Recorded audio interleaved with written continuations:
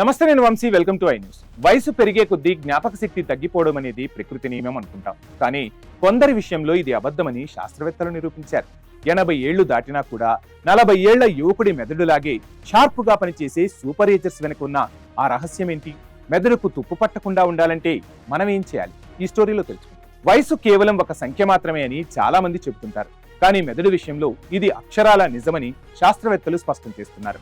సాధారణంగా వయసు పెరిగే కొద్దీ మెదడు పరిమాణం కుంచుకుపోతుంది. కానీ సూపర్ ఏజర్స్ అని పిలువబడే కొందరిలో మాత్రం మెదడు 80 ఏళ్ల వయసులో కూడా ఎంతో దృఢంగా ఉండటాన్ని పరిశోధకులు గుర్తించారు. ముఖ్యంగా ఏకాగ్రత, జ్ఞాపక శక్తికి సంబంధించిన మెదడులోని భాగాలు వీరిలో చాలా మందంగా, యాక్టివ్గా ఉంటున్నాయి. దీనికి ప్రధాన కారణం మెదడులో జరిగే న్యూరోజెనిసిస్ అనే ప్రక్రియ. దీనివల్ల వృద్ధాప్యంలో కూడా కొత్త మెదడు కణాలు నిరంతరం పుడుతూనే ఉంటాయి. ఆశ్చర్యకరమైన విషయం ఏంటో తెలుసా? 80 ఏళ్ల వయసున్న ఈ సూపర్ ఏజర్ల మెదడులో 30 లేదా 40 ఏళ్ల వయసున్న వారి కంటే ఎక్కువ కొత్త నరాల కణాలు అభివృద్ధి చెందుతున్నట్లు బ్రెయిన్ స్కాన్లలో తేలింది.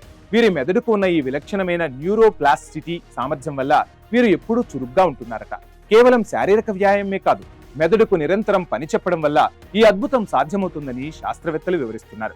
ప్రతిరోజు కొత్త విషయాలను నేర్చుకోవడం, పుస్తకాలు చదవడం, పజిల్స్ పూర్తి చేయడం వంటి పనులు చేసే వారిలో మెదడు కణాలు చనిపోకుండా కొత్తవి పుడుతూనే ఉంటాయట. అలాగే సామాజికంగా అందరితో కలిసి ఉండటం, సానుకూల దృక్పథంతో మెదలడం కూడా మెదడు ఆరోగ్యాన్ని నిరంతరం కాపాడుతున్నట్టు పరిశోధనల్లో తేటతెల్లమైంది. ఒక్క మాటలో చెప్పాలంటే మెదడు అనేది ఒక కండరం లాంటిది. దానికి ఎంత పని చెబితే అంత పదునుగా తయారవుతుందన్నమాట. ఒకవేళ ఏ పని చెప్పకుండా వదిలేస్తే అది త్వరగా తుప్పు పట్టిపోతుంది.